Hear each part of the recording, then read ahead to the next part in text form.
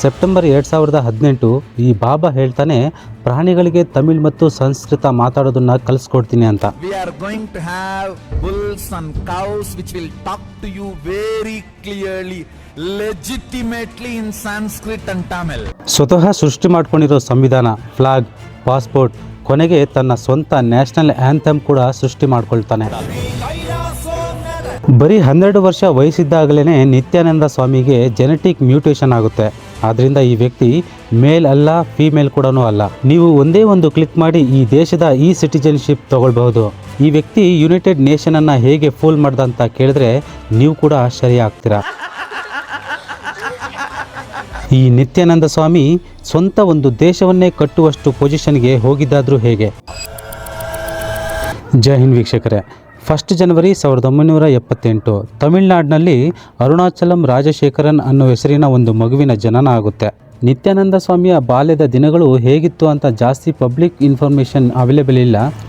ಆದರೆ ನಿತ್ಯಾನಂದ ಸ್ವಾಮಿ ಹೇಳೋ ಪ್ರಕಾರ ಈತ 10 ವರ್ಷ ವಯಸ್ಸಿನಲ್ಲಿದ್ದಾಗಲೇ ಅರುಣಾಚಲ ಬೆಟ್ಟದಲ್ಲಿ ಮೆಡಿಟೇಷನ್ ಮಾಡುವಾಗ ಮೊದಲನೇ ಸಾರಿ ಡಿವೈನ್ ಎಕ್ಸ್ಪೀರಿಯನ್ಸ್ ಆಗುತ್ತೆ. ಮೆಕ್ಯಾನಿಕಲ್ ಇಂಜಿನಿಯರಿಂಗ್ನಲ್ಲಿ ಡಿಪ್ಲೊಮಾ ಮಾಡಿ ತನ್ನ ಗುರುವಿನ ಮರಣದ ನಂತರ 17 ವರ್ಷದ ವಯಸ್ಸಿನಲ್ಲಿದ್ದಾಗಲೇ ಮನೆ ಬಿಟ್ಟು ಓಡಿ ಹೋಗ್ತಾನೆ. 2000 ಇಸವಿಯಲ್ಲಿ ತನ್ನ ಮೊದಲನೆಯ ಆಶ್ರಮ ತಮಿಳುನಾಡಿನಲ್ಲಿ ಓಪನ್ ಮಾಡಲಾಗುತ್ತೆ. ತನ್ನ ಅಂಧಭಕ್ತಿಯಿಂದ ಜನರನ್ನ ಆಕರ್ಷಣೆ ಮಾಡೋದು ಮತ್ತು ಜನರ ಮೈಂಡ್ ಡೈವರ್ಟ್ ಮಾಡೋದ್ರಲ್ಲಿ ಎಕ್ಸ್ಪರ್ಟ್ ಆಗಿದ್ದ. ಯಾಕಂದ್ರೆ ತನ್ನ ಭಾಷಣವನ್ನ ಬಹಳ ಎಕ್ಸಾಜರೇಟ್ ಮತ್ತು ಅನಿಮೇಟೆಡ್ ರೀತಿಯಲ್ಲಿ ಮಾಡ್ತಾ ಇದ್ದ. Every thought is independent, illogical, unconnected and unclutched because the gap between two thoughts is too small. ಬೇರೆ ಬೇರೆ ಬಾಬಾಗಳ ತರಾನೇ ಮಿಸ್ಟೀರಿಯಸ್ ಪವರ್ ಮತ್ತು ರಹಸ್ಯಮಯ ಶಕ್ತಿ ಇದೆ ಅಂತ ಹೇಳ್ಕೊಳ್ತಾ ಇದ್ದ.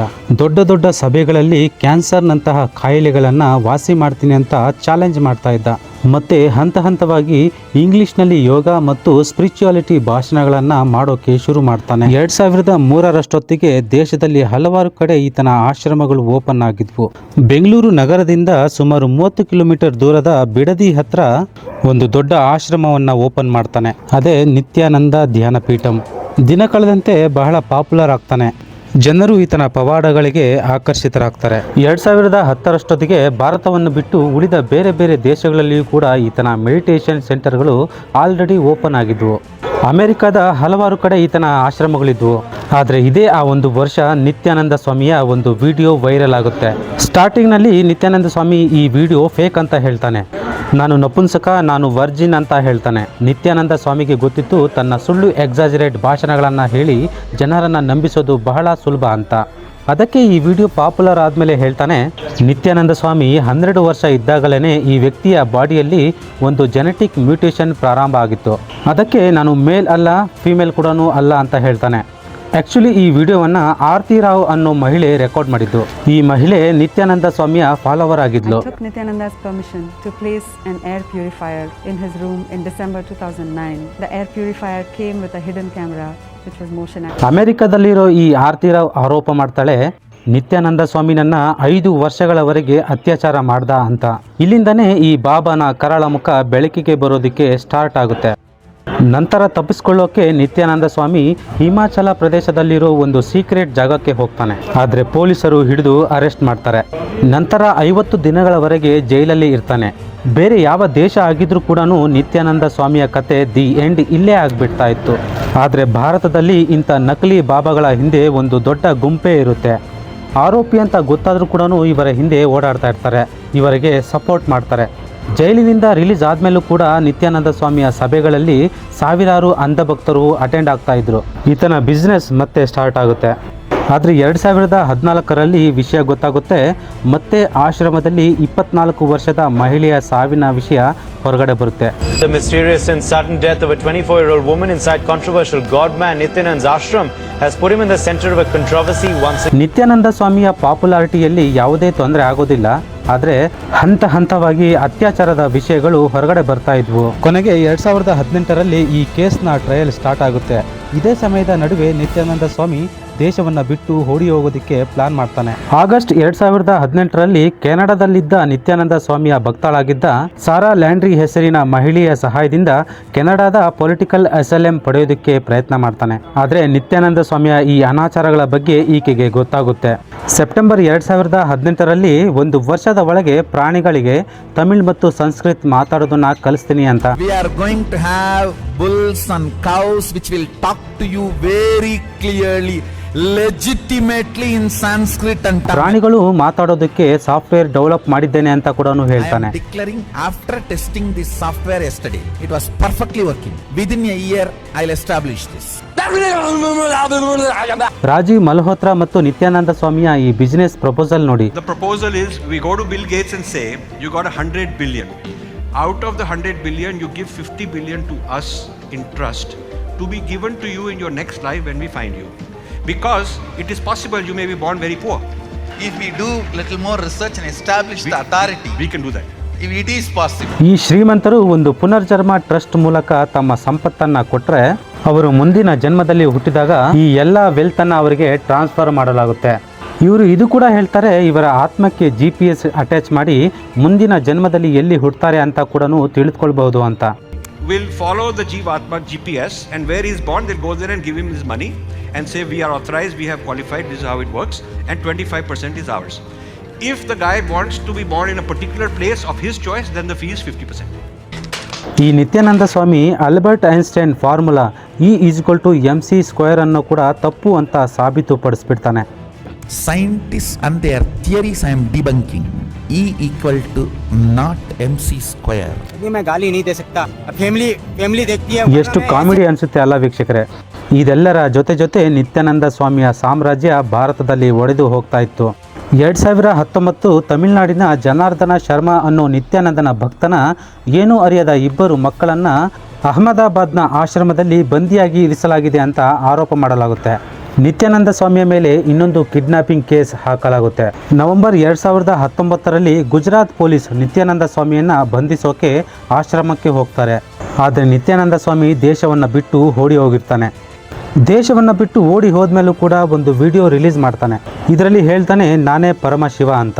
Now nobody can touch me. I can tell you the truth. I am ಮತ್ತು Paramashiva. ಕೆಲವೇ ದಿನಗಳ ನಂತರ ಡಿಸೆಂಬರ್ 2019ರಲ್ಲಿ ನಿತ್ಯಾನಂದ ಸ್ವಾಮಿಯ ಒಂದು ಸಪರೇಟ್ ದೇಶವನ್ನ ಕಟ್ಟಿರೋದು ಹಾಗೆ ಅನೌನ್ಸ್ ಮಾಡಲಾಗುತ್ತೆ. We already have a sovereign territory for ಈ Kailas. ದೇಶದ ಉದ್ದೇಶ ಹಿಂದೂ ಸಿವಿಲೈಸೇಷನ್ ಅನ್ನ ರಿವೈವ್ ಮಾಡೋದು.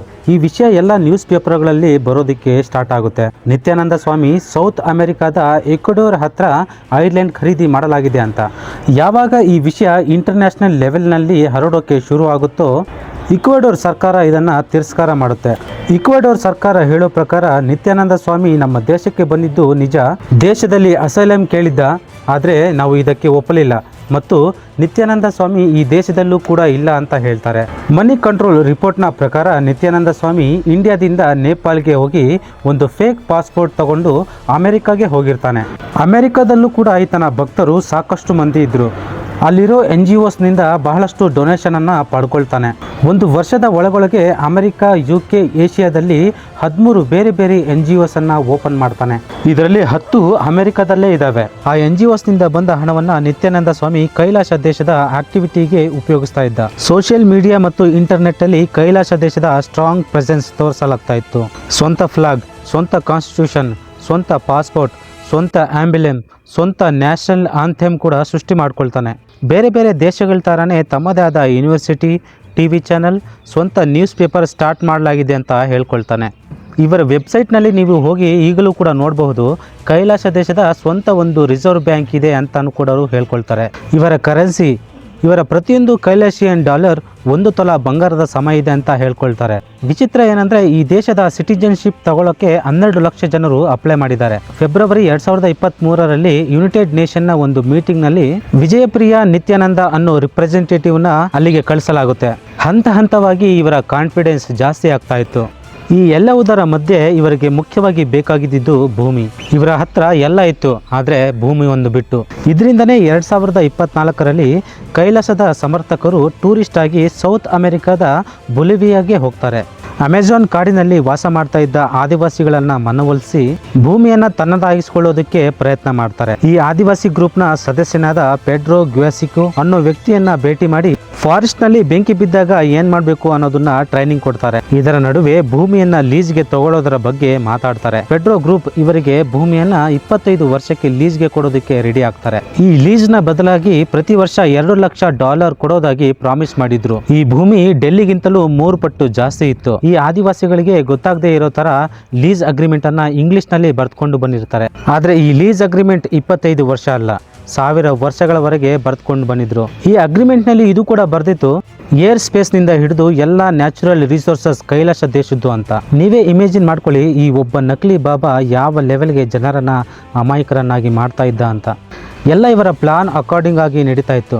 ಈ ಇಮೇಜಿನರಿ ದೇಶಕ್ಕೆ ಭೂಮಿ ಕೂಡ ಸಿಗೋ ಚಾನ್ಸ್ ಇತ್ತು. ಅದೇ ಸಮಯ ಬೊಲಿವಿಯನ್ ನ್ಯೂಸ್ ಪೇಪರ್ ಪತ್ರಕರ್ತರು ಈ ಎಲ್ಲ ವಿಷಯವನ್ನ ಎಕ್ಸ್ಪೋಸ್ ಮಾಡಿಬಿಡ್ತಾರೆ. ಎಲ್ಡೆಬರ್ ಅನ್ನೋ ಈ ನ್ಯೂಸ್ ಇನ್ವೆಸ್ಟಿಗೇಷನ್ ನಿಂದ ಗೊತ್ತಾಗುತ್ತೆ, ಈ ಕೈಲಾಸ ದೇಶದ ಗ್ರೂಪ್ 3 ಆದಿವಾಸಿ ಗ್ರೂಪ್ನಿಂದ 1 ಲಕ್ಷ ಹೆಕ್ಟೇರ್ನಷ್ಟು ಭೂಮಿಯನ್ನ ಲೀಸ್ಗೆ ತಗೊಂಡಿದ್ರು. ಈ ಎಲ್ಲ ಸ್ಕ್ಯಾಮ್ನ ಎಕ್ಸಾಕ್ಟ್ ಕಥೆಯನ್ನ ಬೊಲಿವಿಯನ್ ಜನರಿಗೆ ಗೊತ್ತಾಗೋ ತರ ಮಾಡ್ತಾರೆ.